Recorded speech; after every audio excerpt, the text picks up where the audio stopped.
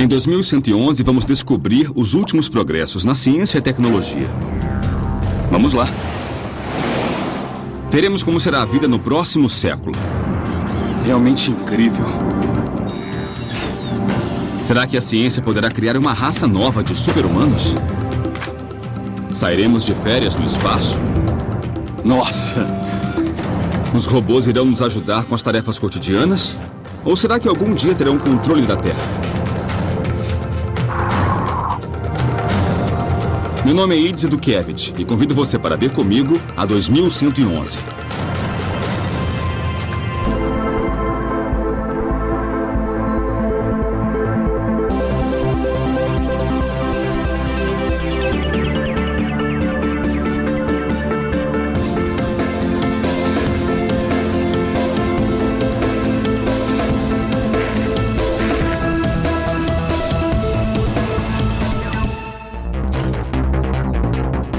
Talvez não tenhamos percebido, mas os robôs já fazem parte de nossa vida.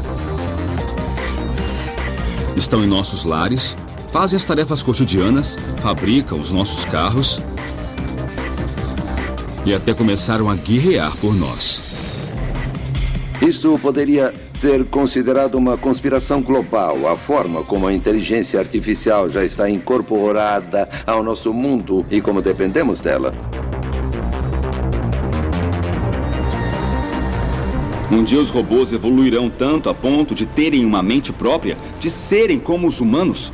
Chegará o dia em que eles controlarão o mundo. Nesta viagem contarei com futurólogos, especialistas que se dedicam a predizer como a tecnologia nos afetará no futuro. Nós não percebemos como a inteligência artificial já move grande parte da nossa civilização. Daqui a 10 anos, 20 ou até 100 anos, eles vão fazer parte da nossa vida de muitas, muitas formas. E ninguém vai se surpreender quando vir um ciborgue do seu lado.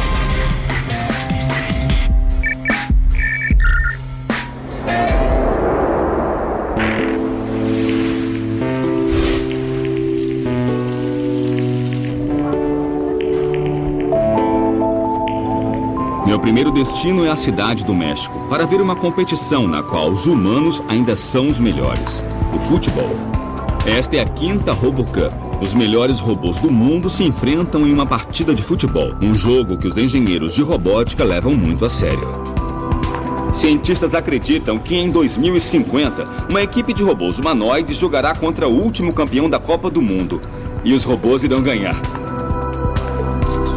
Um dos favoritos do ano é o Dot Max, um time de robôs de 60 centímetros que disputa o título pela 5ª vez consecutiva.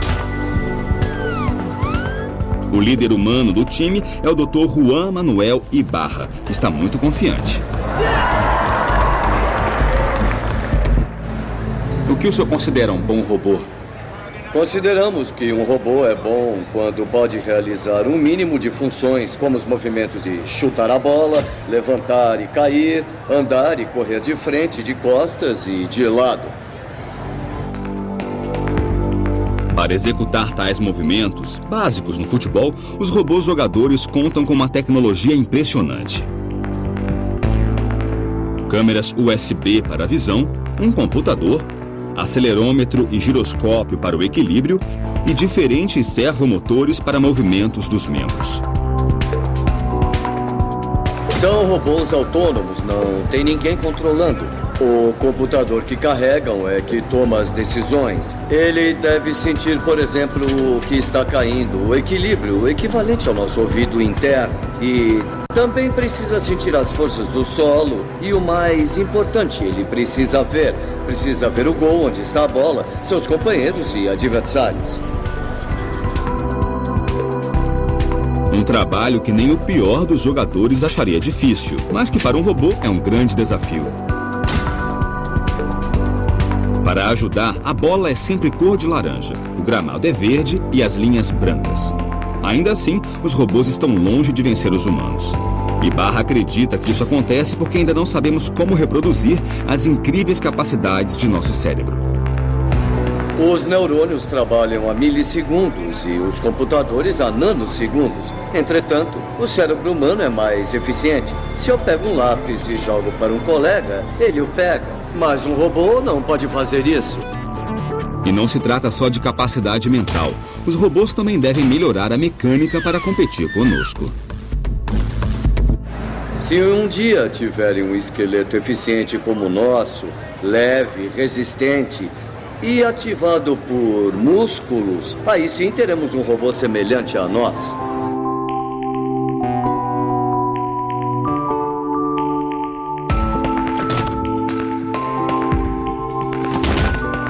Embora os robôs sejam muito bons para cálculos, algoritmos, ajudar em fábricas, a verdade é que são péssimos em coisas que parecem simples para nós, como caminhar.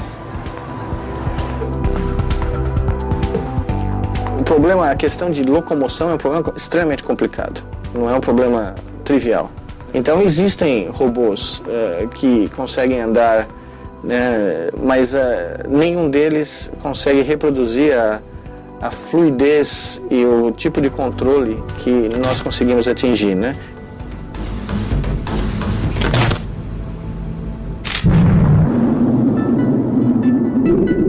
Os robôs ainda não dominam a arte de caminhar, mas mesmo assim vão longe. Com apenas 6 rodas, o robô Curiosity explora a superfície de Marte. Mas para dominar a superfície mais complexa e irregular da Terra, as rodas são inúteis. Os robôs precisam se locomover tão bem como as pessoas.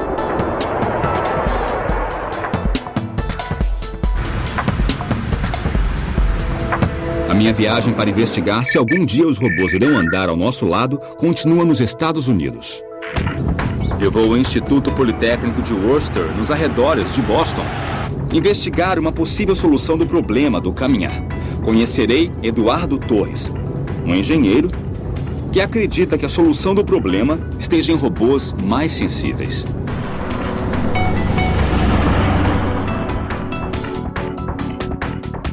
O entusiasmo de Torres por robôs o fez deixar sua terra natal em Cuenca, no Equador, para seguir sua paixão em Boston.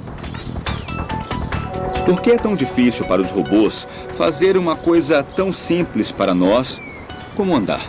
Ao contrário dos robôs de hoje, nós possuímos muitos sensores no pé.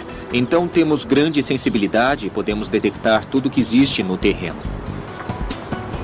Para o Dr. Torres, o segredo de como caminhar não está em um cérebro mais poderoso, nem em uma visão mais precisa, e sim na sensibilidade. Para provar sua teoria, ele propõe um teste simples. Agora quero que perceba que está usando a informação que vem dos sensores do seu pé. Então você sabe onde está a beira do degrau, quando pode dar o passo seguinte, e ainda tem consciência de onde está o peso do seu corpo. É essa mesma informação que usamos quando estamos andando normalmente, só que é inconsciente para nós. Nossos pés possuem mais de 7.000 terminais nervosos. A informação visual é incompleta e pode enganar-nos, fazendo acreditar que uma fina camada de gelo é um caminho firme. Sentir cada passo é mais importante que ver. Considero a pele muito importante, baseado na teoria de inteligência artificial chamada inteligência corporificada, que defende que nós somos inteligentes porque nós temos um corpo, e é ele que nos permite sentir e interagir com o resto do mundo. Baseado nessa teoria, o Dr. Torres focou em tornar o corpo de seu robô mais inteligente. Eduardo, mas quem é esse robô? Esse é o caminhante. E por que vejo só a metade dele? Porque estamos interessados na parte que caminha. Então decidimos não dar tanta ênfase à parte de cima. Nós consideramos que sempre haverá um peso acima. E isso já é suficiente. Me conta um pouco o que faz o caminhante ser tão especial. Ele tem o dedo polegar, que é importante para caminhar, como pode ver. Mas talvez a maior diferença com os outros robôs atuais seja esses sensores aqui, os sensores de tato, a pele. Com a sensibilidade desenvolvida, ele pode detectar em qual lugar da superfície está sendo aplicada a maior parte do peso. Assim, se o robô inclina para um lado para dar o passo seguinte, os sensores indicam onde está a pressão e qual o próximo movimento. Peraí, então isso é o que basicamente torna o caminhante um robô diferente de qualquer outro que existe no mundo? Exato. É a borracha de silicone com a qual criamos a estrutura para ter o efeito das impressões digitais. Assim, podemos medir as forças normais e laterais. As normais daqui e as laterais que vêm assim. O caminhante possui 182 sensores, uma pele mais parecida com a humana e um computador capaz de processar a informação, respondendo com ordens rápidas e precisas para evitar qualquer queda. É um passo importante para a robótica.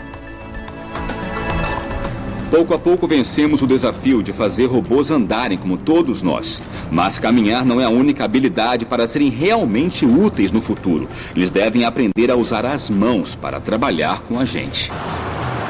Já existe um robô que faz um dos trabalhos manuais mais delicados que existe, o do cirurgião.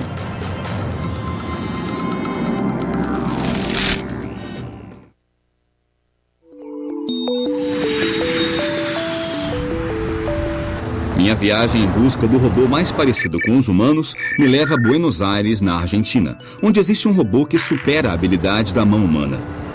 Ele é tão bom que foi batizado de Da Vinci. Um dos especialistas que opera com ele é o Dr. Venceslau Villamil, no hospital italiano da cidade de Buenos Aires. O fato de utilizar mãos robóticas nos permite muitas vezes chegar a lugares de difícil acesso, muito pequenos ou distantes, com ótima visão e ótima manobrabilidade.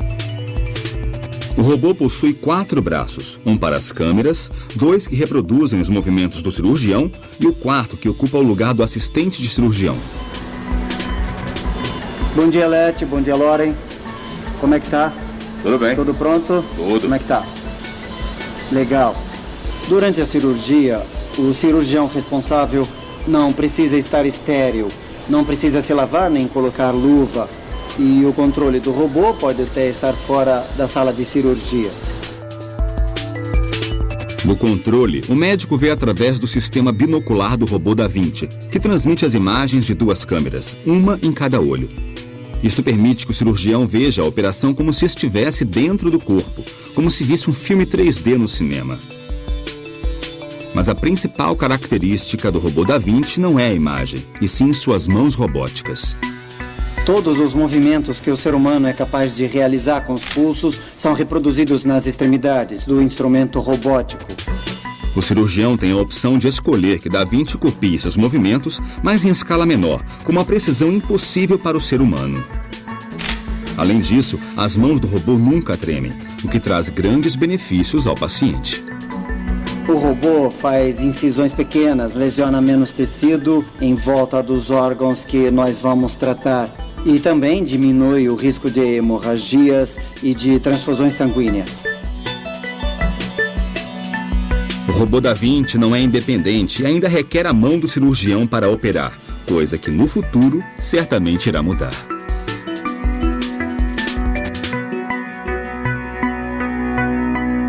Com o tempo, programaremos os próprios robôs para que sejam independentes.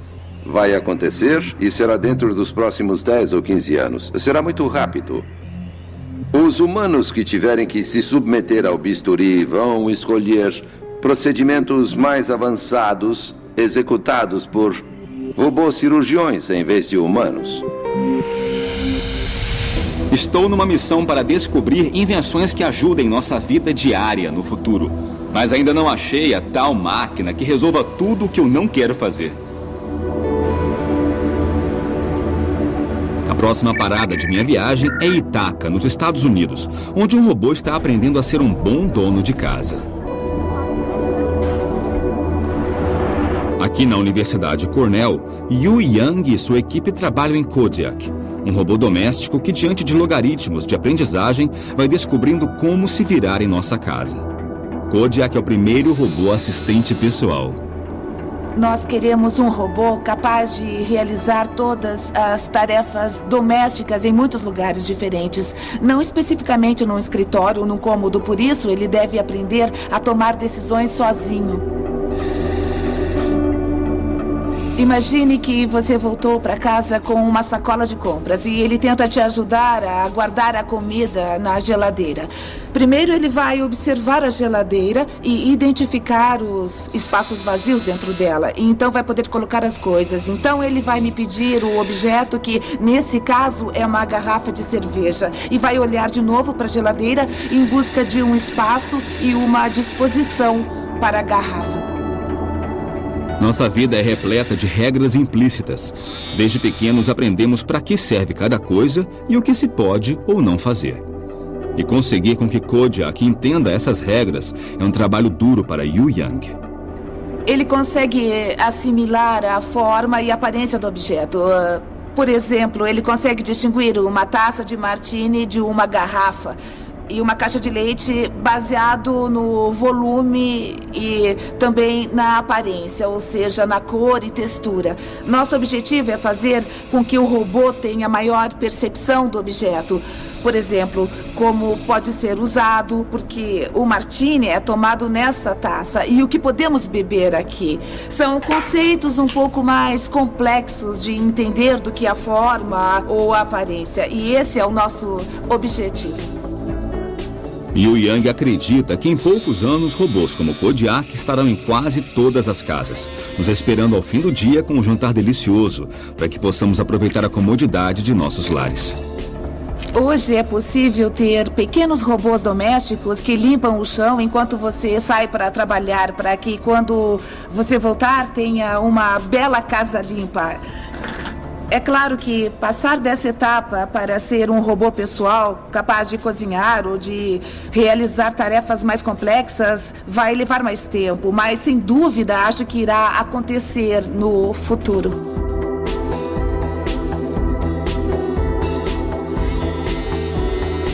Queremos criar robôs capazes de imitar os humanos, de ajudar os humanos e melhorar nossa qualidade de vida. Estamos aprendendo como encontrar o caminho da nova geração de robôs imitadores de humanos. Parece que nosso sonho de ter ajudantes mecânicos em casa está mais perto do que imaginamos. Mas os robôs podem ir além do que só lavar pratos. Na verdade, não é um futuro tão distante. Há um robô que trabalha tão bem que a NASA já o contratou para trabalhar no espaço.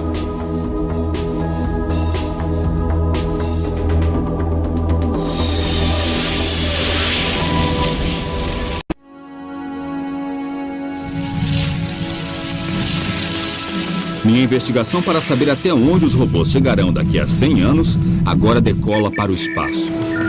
A NASA desenvolveu o que chamam de robô mais ágil do mundo, o Robonauta.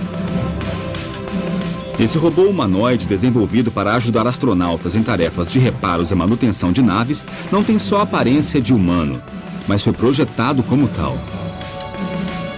Com mãos e braços, esse robô é capaz de usar as mesmas ferramentas que a tripulação.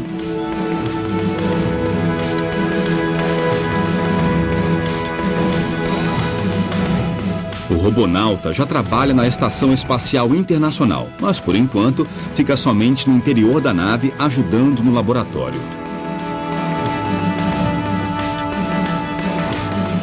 Mas a próxima versão, com recursos necessários para suportar as temperaturas extremas do espaço, poderá até mesmo reparar o exterior de naves espaciais.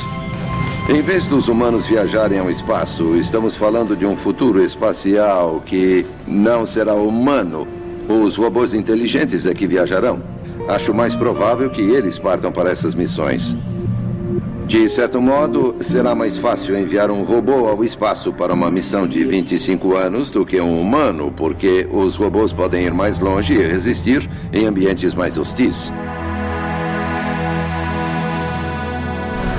Já vimos robôs humanoides capazes de caminhar, trabalhar no espaço ou conduzir uma cirurgia cardiovascular.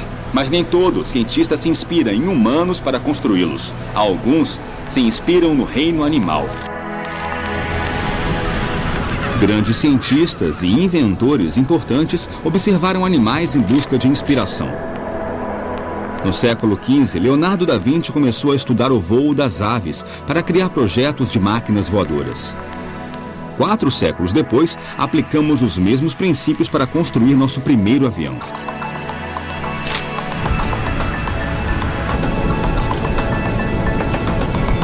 Agora, essa busca inspirada na natureza nos leva para os arredores de Nova York. John Long é fundador do Laboratório de Pesquisa de Robótica do Vassar College. Ele é especialista em biomimética, o estudo de projetos tecnológicos baseados na natureza.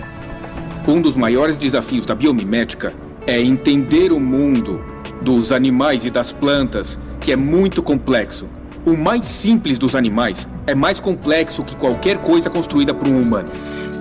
Quando se trata de desenvolver robôs, muitos engenheiros buscam inspiração no ser humano, porque seus robôs são projetados para substituí-lo em tarefas cotidianas de animal terrestre. Mas nos oceanos é preciso buscar outro modelo. Não vou construir um robô do Michael Phelps, sabe, que nade e explore por mim. Para isso, eu vou querer um robô tubarão. Assim, a ideia de unir a biologia à robótica se torna mais poderosa. Estamos interessados num mundo que conhecemos pouco. Hoje nós sabemos mais da superfície da Lua do que sobre o fundo do oceano. Para aprimorar os movimentos de seus robôs nadadores, Long estuda o esqueleto dos tubarões, já que a coluna vertebral desses animais é peça-chave dentro de seu poderoso sistema de propulsão, o sistema que o professor quer recriar.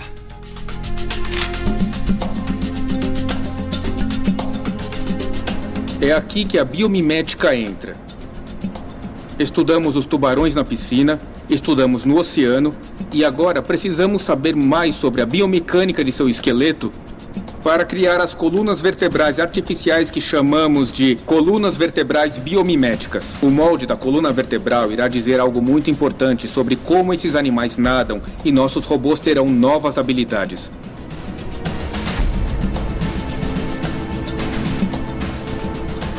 Removemos a coluna vertebral do tubarão e fizemos testes biomecânicos para estudar sua resistência, quanta energia armazena e qual seu nível de propulsão.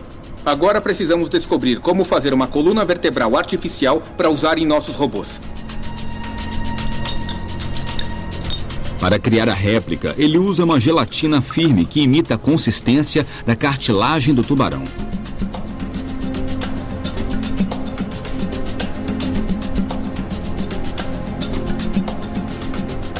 E agora o robô irá testar a cauda para sabermos se ela é eficiente como sistema de propulsão.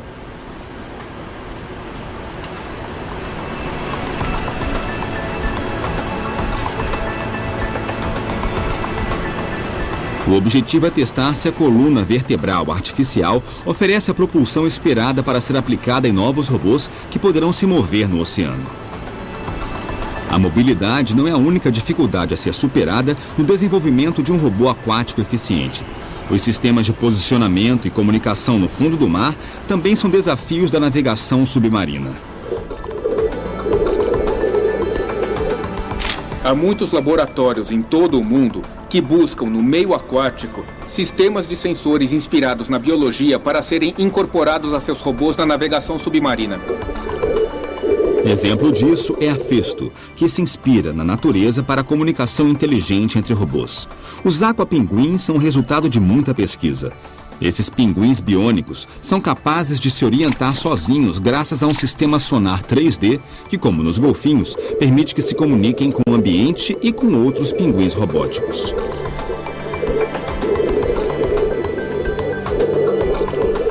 Os tubarões têm uma habilidade incrível de detectar campos elétricos. E todos os animais, na verdade, são elétricos. Geramos pequenos sinais elétricos com os nossos músculos. Os tubarões rastreiam outros peixes, mesmo sem vê-los. E queremos entender essa habilidade eletromagnética para que os robôs aquáticos naveguem com mais eficiência. O tubarão possui esse sexto sentido graças a uma rede de células eletrosensoriais que permite detectar um sinal tão fraco como a eletricidade gerada por uma contração muscular. Isso também lhe permite detectar o campo magnético terrestre e usá-lo na navegação.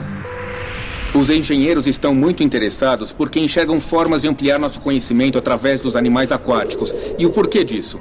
Porque eles querem novas habilidades para os humanos. Eles querem habilidades dentro da água.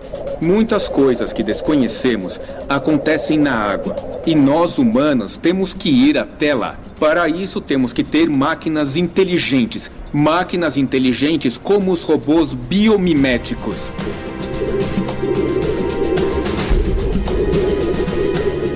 Podemos tirar inspiração da natureza, mas tem uma coisa que nos diferencia dos animais: nossa inteligência. Coisa que ninguém tinha conseguido reproduzir até agora.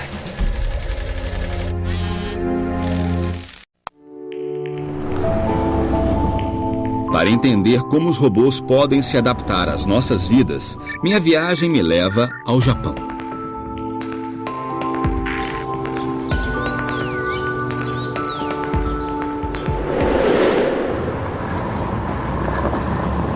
Quando pensamos em robôs, imaginamos máquinas que repetem uma tarefa automaticamente uma e outra vez sem descanso, mas que nunca raciocinam sozinhas.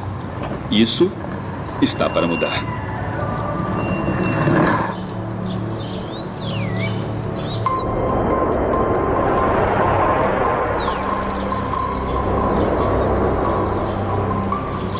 Aqui na Universidade de Tóquio, eles estão programando um robô para aprender aos poucos o que é conhecido como aprendizagem incremental.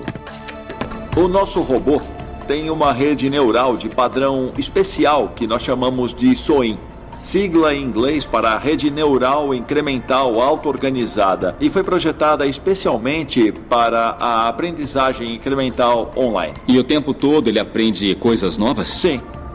O nosso robô pode aprender tanto da internet como do mundo real, assim como nós. Então, esses robôs que realizam tarefas domésticas precisam dessa inteligência. O robô precisa se adaptar ao mundo real por si mesmo. O Dr. Hasegawa espera que os robôs estejam melhor preparados para enfrentar problemas cotidianos, como, por exemplo, preparar uma xícara de chá pela primeira vez. Essa é uma xícara de chá, é um tipo de xícara. E aqui aplicamos um termo técnico: aprendizagem transferencial. O conhecimento de como fazer café é transferido com essa xícara nova. E esse conhecimento é transferido ao objeto novo. O robô tem que fazer uma xícara de chá verde, mas a única informação em seu sistema é de como preparar café. Ele reconhece o conceito da xícara e o aplica à tarefa. Só falta saber o que é chá e como prepará-lo. Então ele se conecta à internet. Esse robô possui um sistema para selecionar a informação que servirá para completar sua tarefa. Essa é a entrada. Imagine que esses pontos são a informação da internet. Então existem comentários no Twitter, comentários no Facebook e coisas desse tipo. Existem muitas informações em toda essa rede. Essa é uma zona de ruído. O sistema SOIN filtra esse ruído e depois ele estuda a forma e conta o número de grupos.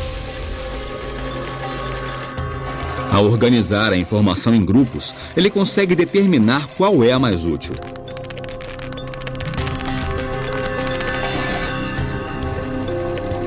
A capacidade do sistema SOIN pode melhorar a inteligência de muitas tecnologias. Então, qual é o futuro desse tipo de robô? O sistema SOIN pode ser implantado em robôs, também em carros, em lares e em muitos equipamentos. Então, no futuro, nós queremos fabricar um cérebro artificial próprio. Esses cérebros artificiais já estão entre nós. E as tecnologias novas, como a SOIN, farão com que robôs sejam cada vez mais inteligentes e capazes. Quando falamos em robôs, no que pensamos? Pensamos numa tecnologia capaz de tomar decisões, suas próprias decisões. E isso já existe ao nosso redor. Mas no caso de robôs totalmente independentes, capazes de tomar decisões, creio que estamos bem perto disso. Acredito que em 2030 estarão pensando sozinhos. Igual ou melhor que os humanos, eles terão um raciocínio semelhante ao nosso, porém mais rápido, terão memória melhor, combinando as vantagens naturais dos computadores de hoje, memória perfeita e alta velocidade, com os aspectos criativos, sutis do pensamento humano. Para conseguirem reproduzir a sutileza e a complexidade do cérebro humano, os engenheiros de robótica percorrem muitos caminhos. Aqui no Japão, outro criador de robôs acredita que o segredo para atingir essa grande meta é começar pelos menores.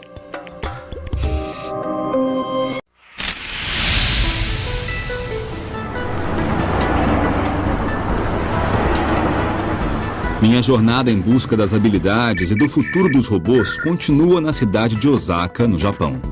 Aqui, um dos líderes mundiais em robótica, o Dr. Minoru Asada, trabalha em um projeto revolucionário que mudará não somente os robôs, mas também nossa relação com eles.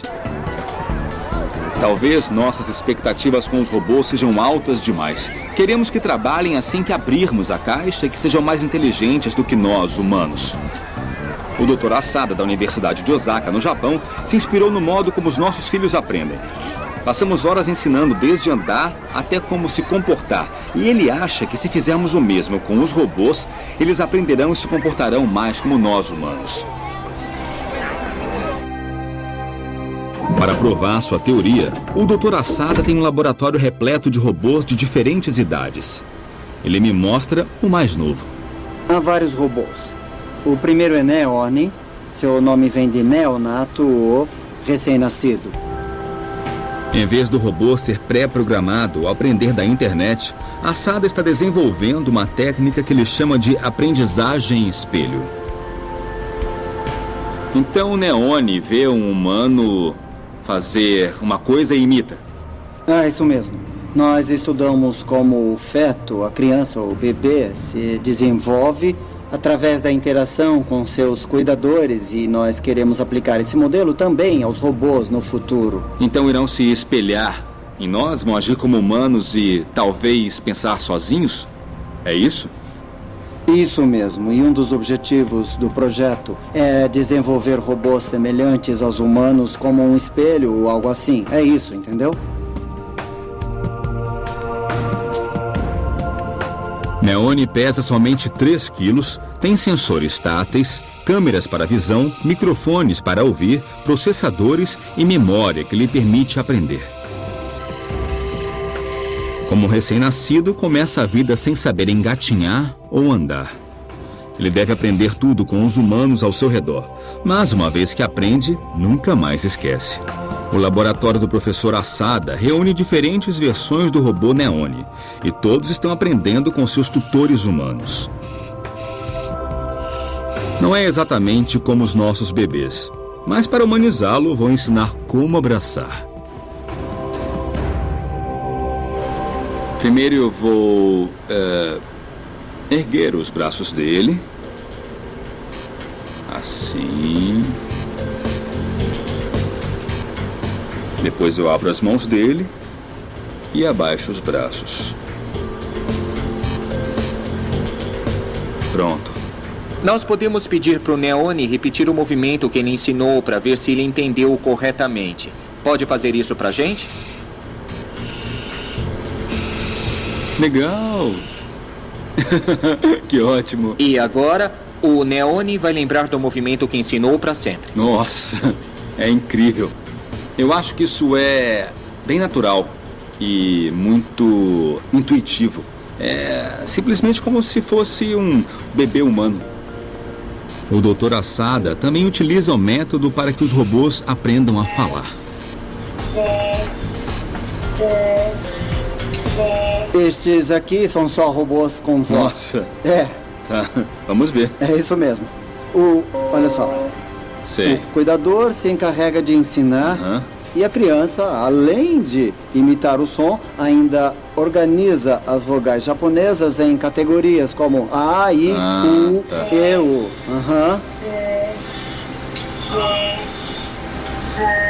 Este tipo de modelo também pode ser usado para explicar como as crianças aprendem as vogais japonesas de seus cuidadores. No fim, o robô aprenderá todo o necessário para lidar com o mundo que o cerca. Claro, se tiver um cuidador com paciência para ensinar.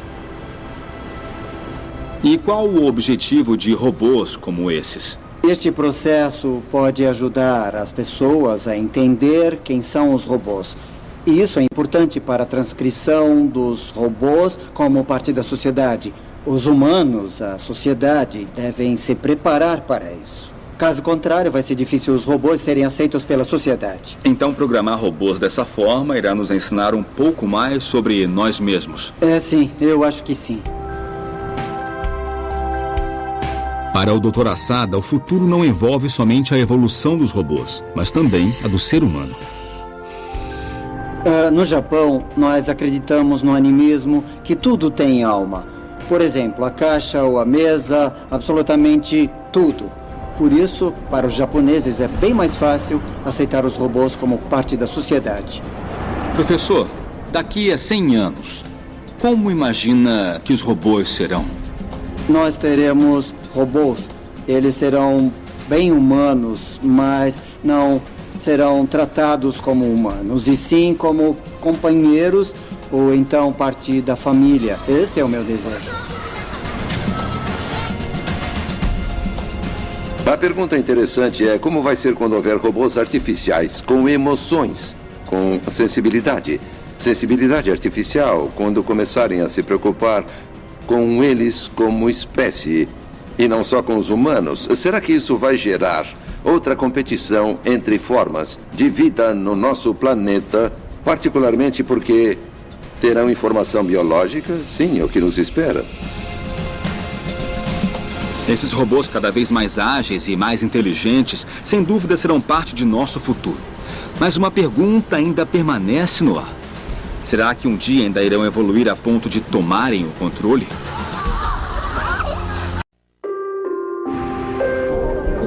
Minha busca para saber até que ponto os robôs farão parte de nossas vidas me leva, por fim, à Universidade Cornell, nos Estados Unidos. Uma revolução silenciosa está acontecendo no laboratório do Dr. Lipson. Seus robôs não precisam que digamos ou ensinemos o que eles têm que fazer. Eles descobrem por si mesmos.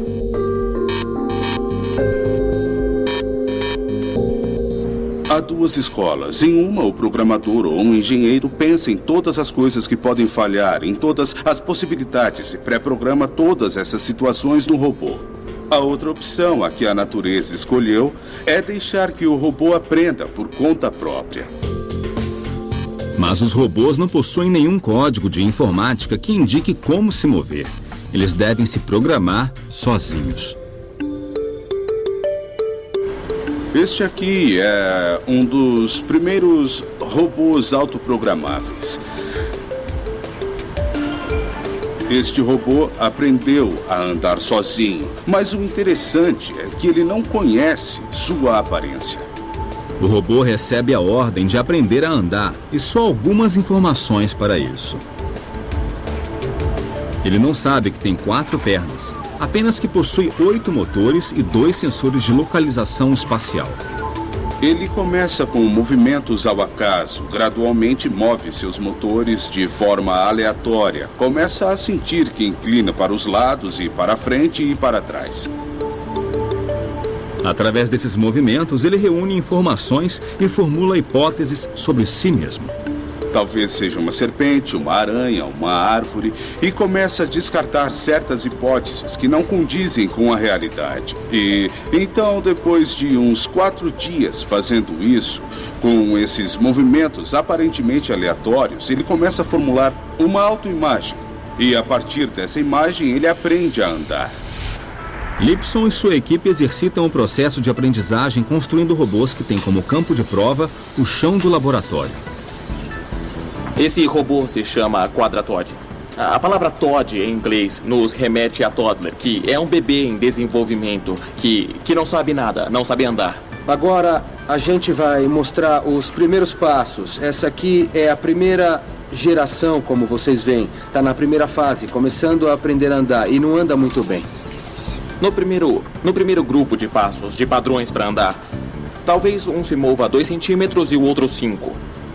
O que anda a 5 vai provavelmente para 7, 8 e aí depois 10 e por aí vai. Então, essa aqui é a geração 40 de algoritmo simulado.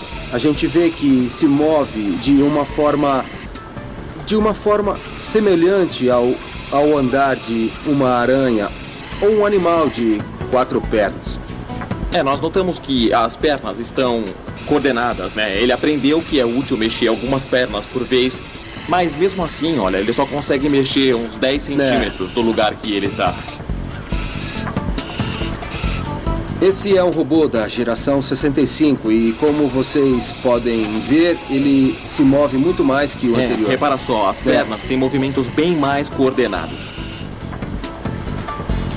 Da última vez, ele andou uns 10 centímetros e agora alcançou uns 20 ou talvez 30. E aqui nós temos o robô seguinte, da geração 140. Vocês podem ver que ele aprendeu que é melhor afastar mais o corpo do chão, o que pode ajudar no movimento. As 2 pernas também estão bem mais coordenadas e ele consegue se deslocar melhor. Nós perdemos um pouco o controle ao deixar que a máquina aprenda sozinha. Por um lado, aprendem mais e vão mais longe do que se programarmos de um modo específico. Por outro lado, não sabemos exatamente o que vão aprender, então estamos no aguardo e veremos o que vai acontecer.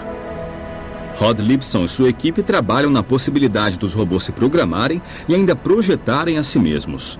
Um projeto que começou no mundo virtual. Temos milhões de robôs competindo numa espécie de simulador de jogo. Aqui o computador pode construir muitos robôs com pequenas variações, testá-los, analisar seu desempenho no mundo virtual, realizando tarefas, cooperando e competindo entre si. E depois pode reproduzir os que funcionam melhor, duplicá-los com pequenas variações e repetir o processo. Mas a equipe descobriu que os resultados com simuladores não condiziam com os resultados obtidos em robôs reais. Então, o próximo passo é deixar os robôs se construírem sozinhos usando uma impressora 3D. Em nosso laboratório, trabalhamos com a ideia de máquinas que constroem máquinas, que elas se construam sozinhas, se autoconsertem e se adaptem a novas situações e melhorem com o tempo. Lipson está começando um processo que talvez reflita nos robôs do futuro. Uma vez nesse ponto, os computadores poderão fazer seus próprios projetos e ficarão cada vez mais inteligentes ao projetar sua própria geração seguinte. Talvez dentro de 50, 100 ou 200 anos tenhamos máquinas com um nível de inteligência semelhante à dos humanos, ou talvez superior a ela em certos aspectos. Pode ser que a nova geração de robôs do ano de 2030 consiga se programar para sentir emoções, ser mais inteligente do que os humanos, ou ter capacidades que agora nem dá para imaginar. Nessa jornada, conheci robôs que aprendem, robôs que se autoprojetam e constroem a si mesmos. Não sei se os robôs tomarão controle do mundo daqui a 100 anos, mas estou certo de que eles serão parte essencial de nossas vidas e serão cada vez mais inteligentes e mais fortes. Mas o que eu também tenho certeza é de que os engenheiros do futuro sempre terão um botão para desligá-lo ao alcance da mão. Dessa forma, quem estará no controle seremos nós humanos.